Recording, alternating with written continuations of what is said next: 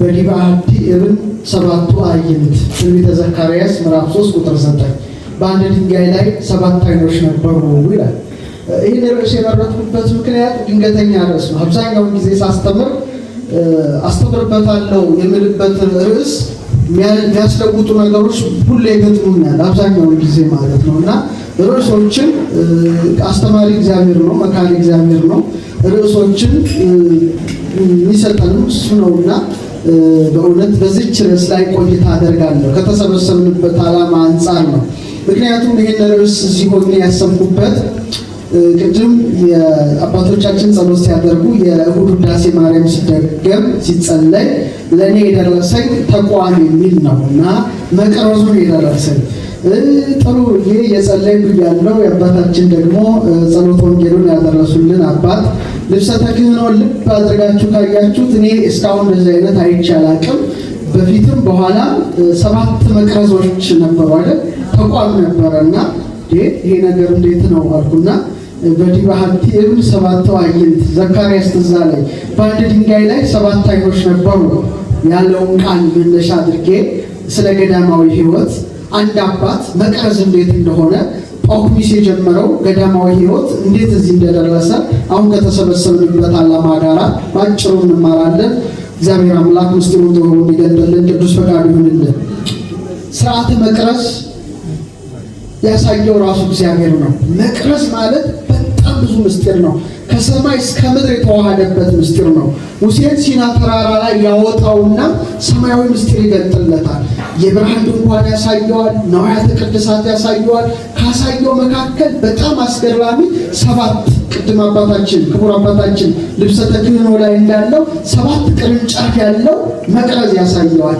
ልክ በዛ አምሳል ስራ ብሎ ባስልኤልና ኤልያብ ጥበብ ማስተዋል እውቀት ተሰጥቷቸው ያን መቅረዝ ሰርተው ግን የተቀመጠው አደባባይ አለ፣ ቅድስተ ቅዱሳን አለ።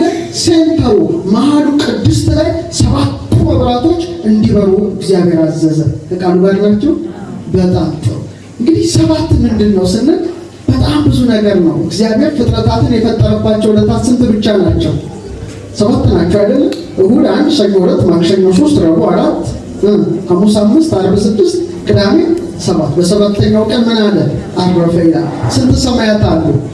ከጽርሐ አርያም ጀምሮ እስከ ራማ ኤረር ድረስ ወደ ታች ብትቆጥሩ ስንት ሰማያት አሉ? 7 ሰማያት አሉ። 7 ሰማያት ብቻ ሳይሆን 7 ሊቃነ መላእክት አሉ። በእያንዳንዱ ዕለት ደግሞ የተሾሙ 7 መገብተ ዕለታትን አድርጓል።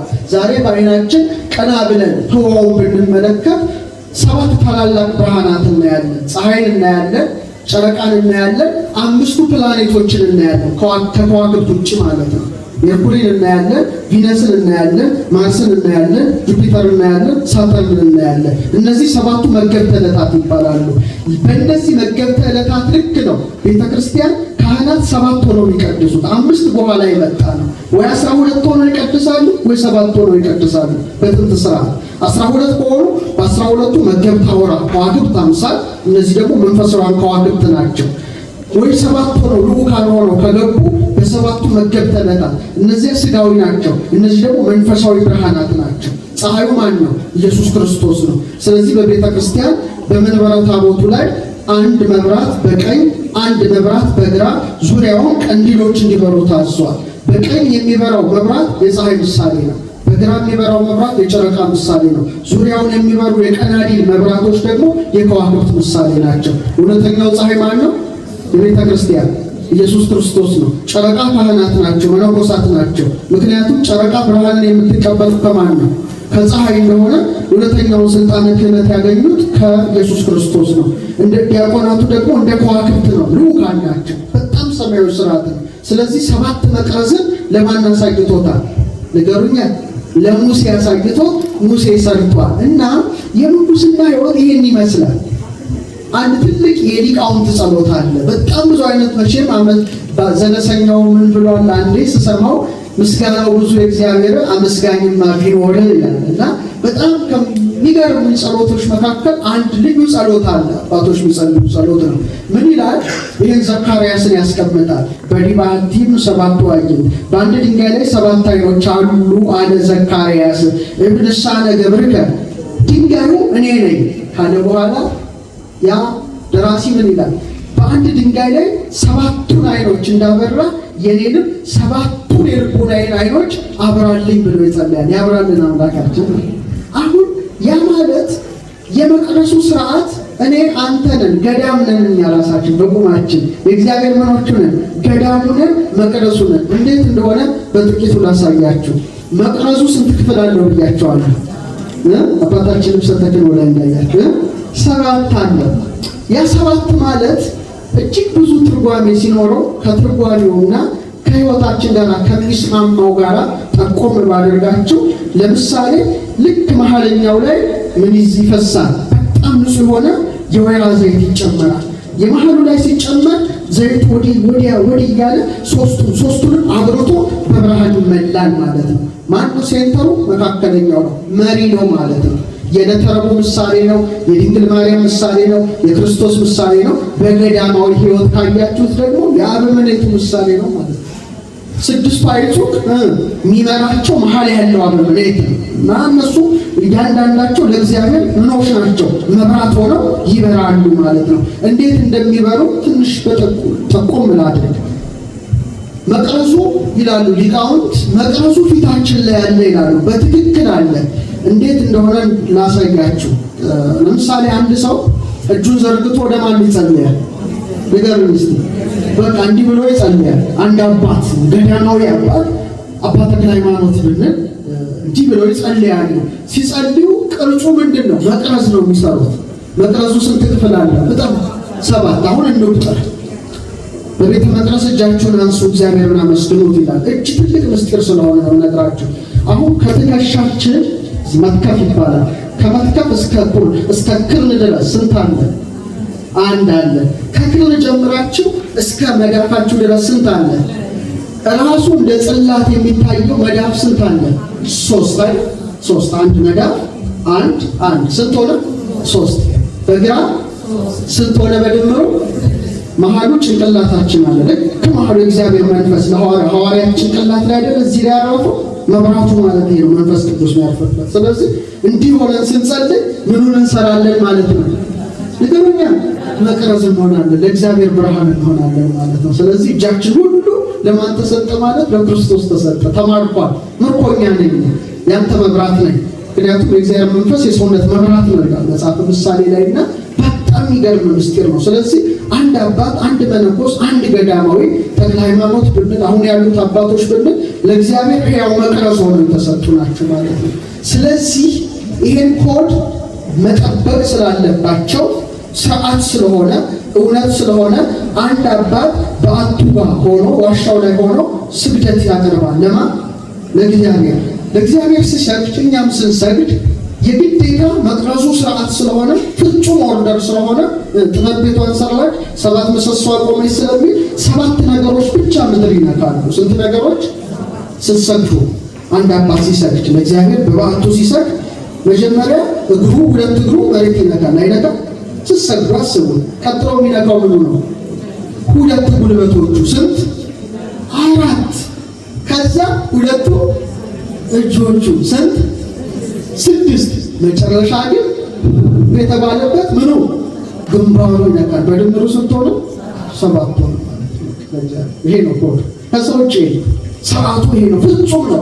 እኛ ስናመሰቃቀለው 7ን 5 ስናደርገው ኃይላችን በቃ ስርዓት ነው የምናፈርሰው። ስርዓት ፈረሰ ማለት እንደኛ አይደለም። ያ እውነት ነው፣ የቆመ ነገር ነው። ግልጽ ነው። ስለዚህ ቢሆን ጥሩ ነው። ሌላው አንድ መነኮስ፣ አንድ አባት፣ አንድ ተክለ ሃይማኖት ብለን ብንወስድና ለእግዚአብሔር መብራቶች ይሆናሉ እና እግዚአብሔር ጭንቅላትን እንደ ቅድስተ ቅዱሳን አድርጎታል። ይሄን እንደ አደባባይ ትንሽ ነግራቸዋለሁ። እሱ ለምሳሌ መክበበ ሕዋሳት ይባላል። ራስ ሰው እጁ ቢቆረጥ ይኖራል አይኖርም? እግሩስ ቢቆረጥ ጭንቅላቱስ? የሰው መታወቂያው ምኑ ነው? ንገሩኛ። ያለበት አካል ይሄ ነው። ስለዚህ ይሄ የተባለበት ትልቅ የመቅደሱ አክሊል በመሆኑ ስንት አይኖች አሉ? መቅረዝ ነው። አይዟችሁ አትጠራጠሩ። ስንት አይኖች አሉ? ስንት ጆሮች አሉ? ስንት አፍንጫ ቀዳዳ አለ? ስንት አፍ አለ? መቅረዝ ነው። ኢየሱስ ክርስቶስ ይላል በሰባቱ የመቅረዝ መብራት መካከል ቆሞ ነበር ይላል ዮሐንስ ራእይ። ስለዚህ አንድ አባት አንድ ገዳማዊ መነኮስ ሕይወቱ ለክርስቶስ መቅረዝ ከሆነ ሁልጊዜ ሁለት አይኑ ኢየሱስ ክርስቶስን ማየት አለበት። ደስ አይልም? የተፈጠረበት ዓላማ እኮ ነው። እኛ በምድር ላይ የምንኖረው ከተማ ውስጥ የምንኖረው ስድስቱ መቅረዞች ነው። ስድስቱ 1 2 3 4 5 6 ሰባተኛው ግን መነኮስ ነው። ምክንያቱም በጫጫታ ውስጥ ነው የምንኖረው፣ በሁካታ ነው። ሰባተኛው ዕለት እግዚአብሔር ምን ሆነ? ከስራ ሁሉ አረፈ። እረፍት ገዳም ማለት እረፍት ነው። መንፈሳዊ እረፍት ያለበት ነው። ስጋው ያለ መንፈሳዊ እረፍት። ስለዚህ ያ እዛ ገዳም ውስጥ የገባ አባት ሁለት አይኑ ምን ይሆናል? ለእግዚአብሔር መቅረዝ ይሆናል። በመዓልትም በሌሊትም የማንን ሕግ ያያል? ማረ ነገሩ ሁለቱ አይኖቹ በርተዋል ማለት ነው። ሁልጊዜ ጆሮ ያደምጣል። ሁለቱ ጆሮዎቹ አሁን በኢትዮጵያ ስርዓተ ማዕድ ወደ ጣና አካባቢ በተወሰነ ደረጃ አይቻለሁ። በግብፅ ስርዓተ ማዕድ ግን ከነ ጳኩሚ ዘመን ጀምሮ ለምሳሌ ገዳም ስርዓተ ማዕድ አለ። ማዕዱ ሲቀርብ እንዲህ ነው የሚደረገው። ትልቁ አረጋዊ አባት ዛጋ አሉ። እንዲህ ዞሩና ወጣቱ መነኮስ ከአረጋዊ አባት ፊት ለፊት ይቆም እንደዚህ ይቀመጣል። ፊት ለፊት ሕፃኑና ረጋው አያችሁ ይማራል ማለት ነው። እሳቸው አብነት ነው። ልክ ሲገባ ድምፅ የለም፣ ማዕድ ቤት ድምፅ የለም። ተጨበጨበ፣ ገቡ። ከዛ የተፈቀደላቸውን ያችን ምግቡን እየቀመሱ አበምኔቱ አትሮንስ ላይ መጽሐፍ ቅዱስ ዘርግተው ብሉይ ኪዳን አዲስ ኪዳን ያነባሉ። ጆሮአቸው ማንን ድምፅ ይሰማል? ይገርማል። በቃ መቅረዝ ናቸው። ይሄ ጃማናና ወሬ ጆሮአቸው ያድምጣል። መታደርኩ በርቷል። ከዛ አፍንጫ ሁለቱ የአፍንጫ ቀዳዳቸው ሁሌ ክርስቶስን መዓዛ ያሸታል። ይሄ አፍንጫ በጣም ልዩ ነው ብሎበታልና የሕይወት እስትንፋስ ስለገባ ክፉ ጠረን አይስማማውም እና ቅዱስ ጳውሎስ ለክርስቶስ መዓዛንን እንዳለ እሱ መዓዛ እፍረት ሙዙ ኢየሱስ ክርስቶስን የአባት ያሸታል። በአንደበቱ ደግሞ ማንን ያመሰግናል? አረ ንገሩ። ምስጋናው ግን እኛ ከምናመሰግንበት ምስጋና በዓት ውስጥ ያለው መነኮስ ይለያል። እንዴት መሰላችሁ? ደረጃ አለው። ጸሎተ ሥጋ የሚባል ደረጃ አለው። ጸሎተ ሥጋ ማነብነብ ነው። እኛ ምን ነው ማነብነብ ነው። ገና ሥጋ ላይ ነው። ነፍስና መንፈስ ላይ ወይም ልቡና ላይ ሲደረስ ምን ይሆናል መሰላችሁ? ጸሎቱ ይቀራል። በውስጥ ብቻ ይጸልያል። እንደ እስትንፋስ ሲቀመጥ ሲነሳ አቶስ ገዳም ያሉት እንደውም ሲናገሩ ሰማዋቸው። ሲቀመጡ ሲነሱ ሲተኙ ሲሰሩ እስትንፋስ ይሆናል ጸሎታቸው። ጸሎተ እስትንፋስ ታውቃላችሁ? አታውቁም? አለ ጸሎት ምን መሰላችሁ? ትልቁ መቅረዝ ስለሆነ ሰባተኛው ሰባት ፍጹም ስለሆነ ለምሳሌ እጸልያለሁ እላለሁ። ስተኛስ አታቆም ንግግር ይቆማል። ሰው ሲተኛ ማይቆመው ምንድን ነው? ፍጠን ጎበዞች፣ እስቲ ድገሙት። የመጨረሻው መብራት እዚህ ላይ ሲደርሱ ነው። ለዚህ እስትንፋስ ያለው ሁሉ ማንን ያመስግን ብሎ ዳዊት ይዘጋል። በጣም ይሄ ማለት ምን እንደሆነ ታውቃላችሁ?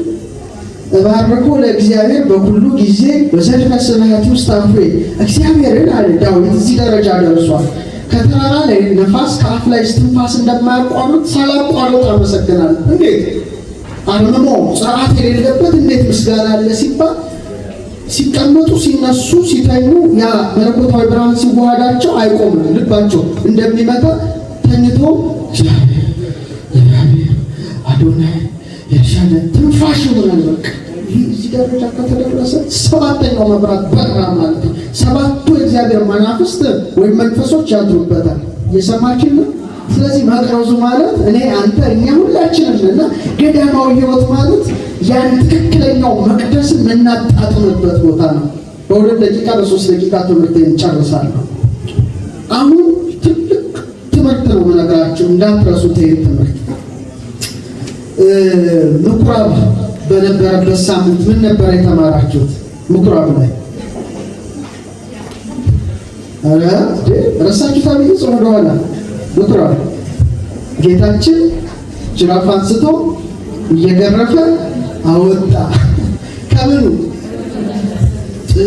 እሱ እናንተ ውስጥ ወይም እኔ ውስጥ ላሳያችሁ። በሬ ነበረ። በሬዎች አሉ አይደል? ሁለተኛ የተጠቀሱት ምንድን ናቸው? በጎች። ሶስተኛ የተጠቀሱት ርግብ ሻጮች፣ አራተኛ ገንዘብ ለዋጮች። እና ቤተ መቅደሱ ጩኸት ነበረ። የእግዚአብሔር ዓላማ ይሄ አይደለም። ሰላም፣ ጸጥታ ነው። ገዳም ጸጥታዊ ቦታ መሆኑ ለዛ ነው። ይህ ጩኸት አይደለም። የጸጥታ የጽሙና የተመስጦ ቦታ ነው። ማንና ማን የሚነጋገርበት? ሰውና እግዚአብሔር ከመላእክት ጋር የምናወራበት የተመስጦስ ቦታ ነው። አሁን ያ ስርዓት፣ ያ ገዳማዊ ስርዓት ሰውነታችን ውስጥ አለ። እንገራችሁ፣ ላሳያችሁ ትፈልጋላችሁ? በጣም ከተስማማችሁ ነው የሚቸገረኝ። ሰው የማን መቅደስ ነው? ንገሩኛ። እናንተ እግዚአብሔር ቤተ መቅደስ እንደሆናችሁ ቅዱስ መንፈስ እንዲያርፍባችሁ አታውቁም? ምን ይላል? ያውም ደግሞ አልፋ እግዚአብሔር የሰራው መቅደስ እጆች ሰሩኝ አበጃጁ ነው። እዚህ ጋር ዮድ ይላል። ዮድ እጆች ሰሩኝ አበጃጁ ያው እስትንፋስ ገባል። እኛ የሰውን ክብር አልተረዳንም። መቅደስ ነው። አሁን ገዳሙ እኔ ሁላችንንም እስቲ በአንድ ማዕከልነት ትንሽ ላስቀምጥላችሁ። አሁንም ሲና ተራራ ላይ ነው ሁሉ ነገር የተጠናቀቀው። ሲና ተራራ ላይ ያሳየውና እንደዚህች ስራ ይለዋል ያሬድ ቀዳሚያ ለጽዮን ሰማይ ሳረረ ወዳግም አራዩ ለሙሴ ዘከመ ይገብር ክብራነ ደብተራ ይላል። 3 ክፍል ነበር። ስንት ክፍል? አደባባይ በለው። ቅድስተ ቅዱሳን ሙሴም ሰራው፣ ሰሎሞንም ሰራው። ሰሎሞን ሲሰራ አንድ እዚህ ጋር አንድ ምሰሶ አቆመ። እንዳትረሱ። በጣም ገዳሙን እዚህ ውስጥ ነው የምናየው። አንድ ምሰሶ እዚህ ጋር አቆመ፣ አንድ ምሰሶ እዚህ ጋር አቆመ። ሁለት ነው መቅደሱ ነው። ያዕቆብ በለዛ ትርጉም አለ። አንዱ ይመሰርታል፣ አንዱ ኃይል አለው ማለት ነው። ከልብ ጋር ይያዛል። እዛ ውስጥ አርገባ ሁለት ምሰሶ አቆመ። ከዛ ቅድስት ሰራ አደባባይ እስቲ በሉ። አደባባይ ላይ የሚቃጠል መስዋዕት ይቀርባል። ከዛ ካህናት መናጻት ይደረግ እና እዛ ውስጥ ነው በሬው በጉ ምናምን ሲጮህ የነበረው። ከዛ ሁለተኛው ክፍል ጋር ቅድስት የሚባለው ክፍል ካህናቱ ይገቡበታል። ሁለተኛ ክፍል ነው። ልክ ሲገቡ ግን ጨለማ አይደለም። 7 መቅረዞች መብራት አለባቸው። በጣም ብርሃን አለ። ሌላ ምን አለ መሰላችሁ? 12 ህብስት በወርቅ ጠረጴዛ ላይ ተቀምጧል። እንደገና ደግሞ ዕጣን ይጤሳል። የዕጣን መስዋዕት ስንት? 3 ስርዓት አለ። አሁን የመጨረሻው 10 መጋረጃ ገባ ሲባል ሊቀ ካህናቱ ተጠንቅቆ ነው የሚገባው። በዓመት አንዴ ታቦተ ጽዮን አለች፣ የስርየት መክደኛው በትረ አሮን መሶበ ወርቅ መናያዘችው ከውስጠኛው ክፍል ከጽላቱ ጋር ተቀምጧል። ግልጽ ነው። ኧረ በሞቴ ግልጽ ነው። እሺ፣ ያ ማለት ሰማያዊ ስርዓት ሰማያዊ መቅደስ ነውና እኛ ውስጥ እንዲነበብ እግዚአብሔር ፈቀደ። ልክ እንደ ያዕቆብ እንደ በለስ ስንት እግሮችን ሰጠ? ፍጠን። ሁለት እግር ብቻ። ለእንስሳው፣ ለፈረሱ፣ ለበቅሎ፣ ለከርከሮ፣ ለጅቡ፣ ለምኑ 4 እግር ሰጠና ለእኔና ለእናንተ ግን እንደ ያዕቆብ እንደ በለስ አድርጎ 2 እግር ሰጠ። ምክንያቱም ምንድን መሰላችሁ? 4 እግር የተሰጣቸው ከብትና በሬዎች ሰማይ ማየት አይፈቀድላቸው። ሰማይ ለእኔና ለአንተ ብቻ የእግዚአብሔር ሕንፃ የተፈቀደልን። ምክንያቱም እነሱ መሬት ነው የሚያዩት። የሚግጡትን ሳር የሚጠጡትን ውሃ ነው የተፈቀደላቸው። እኛ ግን 2 እግር ሰጥቶ እንደ ዘንግ መልምለው እንደ ሸት ፈልፍሎ እግዚአብሔር የፈጠረን ቀና ብለን ግዙፉን ሰማይ አይተን አባታችን ሆይ በምን የምትኖር። ስለዚህ ይሄ ያዕቆብ ይሄ በለዝ ነው። ይሄ ያዕቆብ ነው። ይሄ በለዝ ነው። ከዛ ልክ ወደ ውስጥ ስትገቡ አደባባይ አለ። አደባባይ ላይ ምን አለ? የሚቃጠል መስዋዕት እንዲደረግ አዘዘ። እጃቸውን እንዲታጠቡ አደረገ። በተመሳሳይ ሆድቃችን ተመሳሳይ ስርዓት ነው የሚከውነው። አንጀት የለም አይቃጠልም። ጉበቱ፣ ኩላሊቱ እንደ ውሃ ማጥራት በሙሉ ስርዓቱ እዚህ ውስጥ ነው ያስቀመጠው። ልክ እንደ አደባባይ ነው። ስለዚህ ድሮ የሚቃጠል መስዋዕት ለማን ይቀርባል? በአደባባይ። ኧረ መልሱ። ዛሬ ደግሞ አንጀታችን በሱ ፍቅር ይቃጠላል ማለት ነው። አንድ መነኮስ ገዳም ገባ ማለት ልቤ፣ አንጀቴ፣ ኩላሊቴ በክርስቶስ ፍቅር መቃጠል አለበት ብሎ ከወሰነ የሰማችሁ። እኛ ምድር ዓለም ውስጥ ያለነው በጾታዊ ፍቅር እንቃጠላለን፣ በምናምን ፍቅር እንቃጠላለን። ያባት ግን አንጀቱ ኩላሊቱ ሰውነቱ ለኢየሱስ ክርስቶስ ፍቅሩ ለሱ ነው። በቃ አንጀቱን አደባባይ አድርጎ ይሰጣል። ግን ጥንቃቄ እዚህ ላይ ያስፈልጋል። ኢየሱስ ክርስቶስ አንጀታችን ውስጥ በሬ፣ በግ፣ ርግብ ለዋጮችና የገንዘብ ሻጮች እንዲሆን አይፈቅድም። እዚህ ውስጥ ተጠንቀቁ። ከዚህ በኋላ ነው የምነግራችሁ። ጫጫት አልፈቀደም። የአባቴ ቤት የጸሎት ቤት ኖሮ እየገረፈን ያወጣው። በሬ ማለት ምን መሰላችሁ? ትዕቢት ነው። እንደ በሬ በቃ እኔ ከኔ በላይ ዋጋ፣ እኔ ብቻ በመታ አደርቃለሁ፣ በወረወራ አደርቃለሁ፣ በአስራ አደርቃለሁ፣ ብታገል እጥላለሁ። ትዕቢት አይወድም ኢየሱስ ክርስቶስ። እና ብዙ በሬዎች እየጮሁብን ነው አሁን እዚህ ውስጥ። በግ ደግሞ ምንድን ነው? ሞኝነት ነው። እግዚአብሔር ሞኝነትንም አይፈቅድም። አስተዋይ መሆን ያስፈልጋል። ርግብ ሻጮች ደግሞ ማሸጥ ነገር መሸጥ ነው። መንፈስ ቅዱስ ይሸጣል። ርግብ የመንፈስ ቅዱስ ምሳሌ ነው። መንፈስ ቅዱስ ጸጋ ይሸጥ። እዚህ ውስጥ ከተገኘ ነውር ነው። የገንዘብ መደብር እዚህ ጋር የወንጌል ንግድ ነው እና አንድ አባት ሆዲቃውን ለኢየሱስ ክርስቶስ አደባባይ ያደርገዋል። እቺ ነገራችን ቀጥሎ ቅድስት ሲበሉ እዚህ ውስጥ ዕጣኑ አለ፣ እዚህ ውስጥ መቅረዙ አለ፣ እዚህ ውስጥ ህብስቱ አለ። እንዴት እንደሆነ ላሳያችሁ። በጥበብ ትምህርት በተለይ ቀመር ትምህርት የሚባል ትልቅ ትምህርት አላት ይቺ ቤተክርስቲያን። ይቺ ሀገር ብዙ ሰው አልተጠቀመበትም፣ አያውቀውም። ለምን እንደሆነ አላውቅም። እኔ ቢያንስ 400 ተማሪዎች እያስተማርኩ ነው ትምህርቱ እንዳይቆም። ልብ ሲባል በሊቃውንቱ ትምህርት ሀርት ማለት አይደለም። ልብና ሀርት ይለያያል።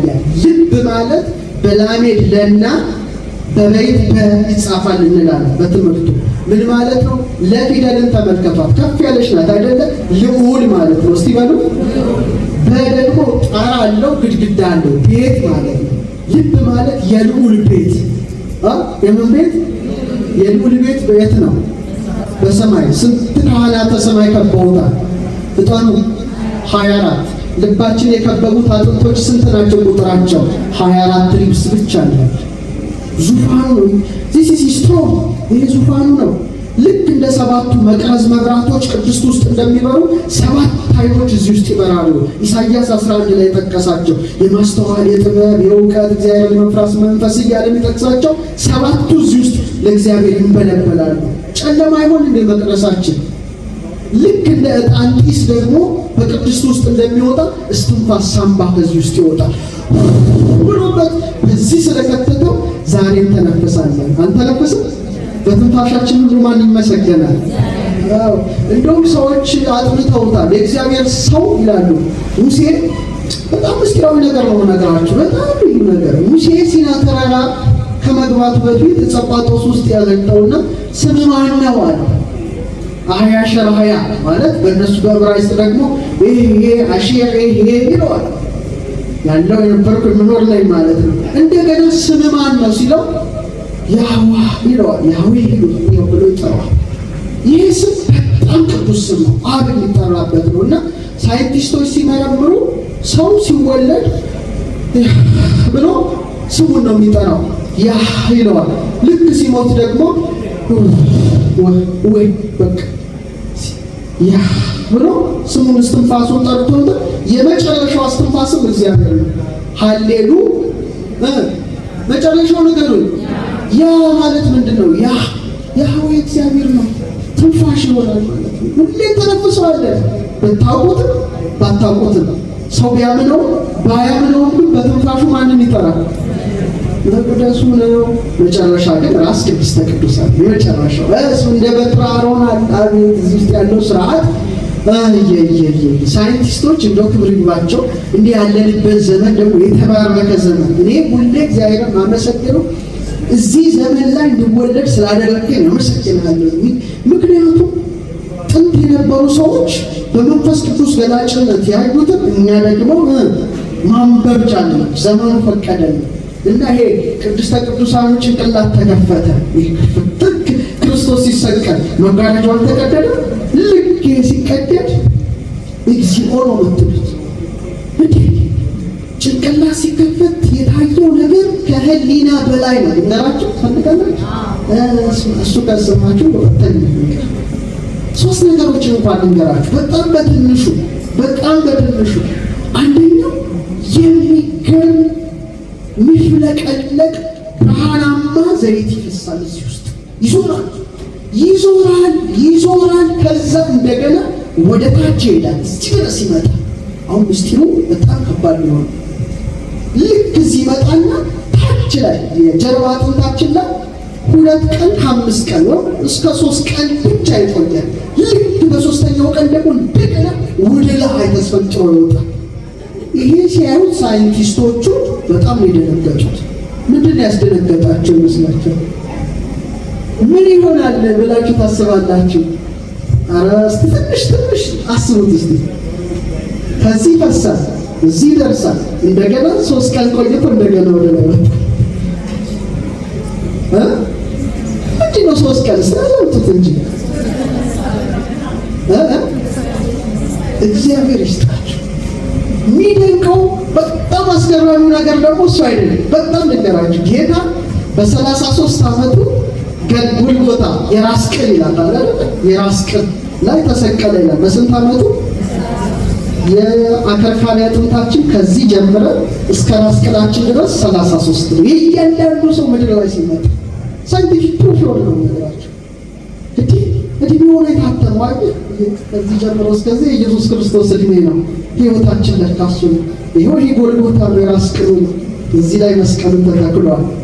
እናንተ የማታስተውሉ የገላትያ ሰዎች ኢየሱስ ክርስቶስ እንደተሰቀለ ሆኖ በፊታችሁ ተስሎ ነበር አለ ጳውሎስ። እንዳትታዘዙ ለሁለት አዚም ያደረገ ልክ የገዳሙ ጉልላት ላይ መስቀሉ እንደተተከለ እዚህ ላይ ተተክሏል። የማመስቀል አንድ ነገር እስቲ የጌታ ስዕል አይታችኋል? ከመስቀሉ ስር እንታያላችሁ ጭንቅላት አላያችሁ? አንድ የራስ ቅል እሱ ማን ነው? አዳም ነው። አዳም ስንተኛ ፍጥረት ነው? 22ኛ። እግዚአብሔር ሰውን ምድር ላይ ሲያመጣው ልክ በሱ አምሳል 22 አጥንትን የሰጠን የጭንቅላት ነምበር ኦፍ ስካል ቦንስ 22 ናቸው። አይደንቅም? ልክ በ22ቱ ስሞቹ አሌ ቤት እኔ እንትንለዋለሁ ደረድረዋለሁ ጭንቅላት ደስ ሲለኝ በቃ እግዚአብሔር ስም በ22 አጥንቶች ውስጥ አያቸዋለሁ። አሌ ቤት ጋሜል ዳሌት ጌል ዋው ዛ ሄት ዮድ ካፍ ላሜል ዮድ እጁ ሲነሳ ካፍ የተዘረጋ መዳፉ ላሜል ኢየሱስ ክርስቶስ መመዝርነት ሜል ከጎኑ ደም ሲፈስ ኑን መንፈስ በሐዋርያት ላይ 50 ሲፈስ ይታያል። ይህ ሁሉ ይኖራል። መቅደስ ነን ለእግዚአብሔር ብሎቹን እና ያይፈሳል ከላይ ይወርዳል። እና ሳይንቲስቶቹ መንፈስ ቅዱስ ነው የሚያናገራቸው ዝም ብሎ አይደለም። ምን አሉት? ክራይስት ኦይል አሉት። የክርስቶስ ዘይት። የማን ዘይት? ሲገሙት ክርስቶስ ማለት ቅቡ አይደል? መሲህ ከሰማይ ሰማያት እንደወረደ ይወርዳል። ወርዶ ጌታ በመቃብር 3 ቀን እንደቆየ 3 ቀን ይቆያል። ልክ በሶስተኛው ቀን በወር አንዴ እኮ ነው ወደ ላይ እንደገና ተስፈንጥሮ ይወጣል። ምን ትለዋለህ? የእግዚአብሔር መቅደስ ነው። ከዛ እጅህን ስትዘረጋ ምን ትሰራለህ? መስቀል ትሰራለህ። ከዛ ይሄ እንደ ፍቅር እግዚአብሔር ይሄ እንደ ፍቅረ ቢጽ ሆነና እግዚአብሔር አብ የሙሴ ሕግ በጣታችን የልጁን ሕግ በልባችን ስለጻፈ ስንት መዳፍ ሰጥቶናል?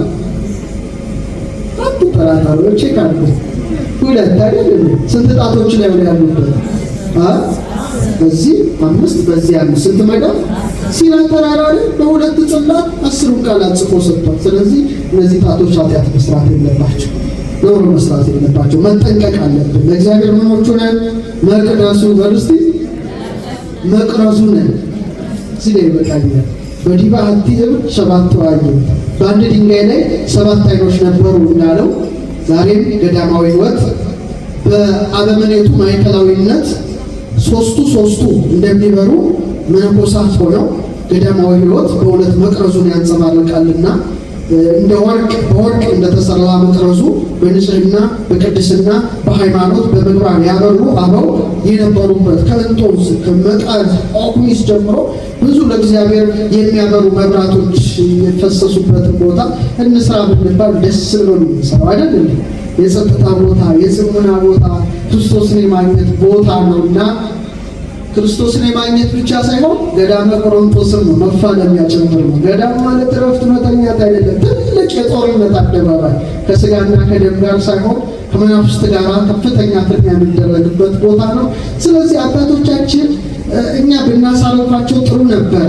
በጣም እንደው ዓለም ውስጥ ያለነው ሸክማቸውን ማቅለል። እኔ እዛ አንድ አባት ያዛል፣ ይቆፍራል፣ ምን ይላል? ጥሩ ነው መቼም ስራው ጸሎት ነው። ግን ይህን ሸክም እኛ ብንሸከምላቸውና እነሱ ከመላእክት ጋር አውርተው እኛ የምንፈልገው የነበረው ሰማያዊ ነገር ለኛ እንዲነግሩን ነበር አይደል እንጂ የማርታን ስራ በመስራት ለምንድን ነው ጊዜያቸውን ያልፈው? አሁን ጊዜው አይፈቅድም አይደል? ማርታ ምግብ በማዘጋጀት ምን ያደክምሻል? ህዳት ያክል ወይም ማኮን እስቲ ትንሽ ቁራሽ ይበቃል። ማርያም ግን የማይቀሟትን በጎ ዕድል መረጠች። እኛ እዛ ሄዱት እንዲያርሱ እንዲቆፍሩ እንዲደክሙ አይደለም። ያ በፊት ስርዓት ነው፣ ጥሩ ነው፣ ረድኤትነት ጥሩ ነው፣ አርድእትነት ጥሩ ነው። ነገር ግን ለበለጠው ጸጋ እቺ ሸክም ደግሞ እኛ ብንሸከምላቸው እነሱ ለበለጠው ጸጋ ለበለጠው ትሩፋት ወደ ነጽሮተ ስሉስ ቅዱስ ወደዛ የሚያድጉበት የሚሄዱበት ነገር ጊዜ ብንሰጣቸው ነው መልካም ነው እላለሁ። ለዚህ አብነት የሚሆነን የግብጽ ገዳማት ናቸው። ቅድመ ምድር ጋር ስናወራ ነበር።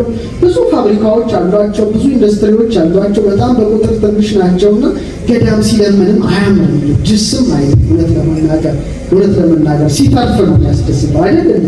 ስለዚህ እዛ ውስጥ ምንም ድምፅ አይሰማም። እዛ ገዳም ውስጥ አንድ አባት ያለ አይመስልም እና ይደንቃል። ጸጥታው፣ ጽሙናው፣ በረከቱ፣ ተመስጦ ትልቅ ነገር ነው።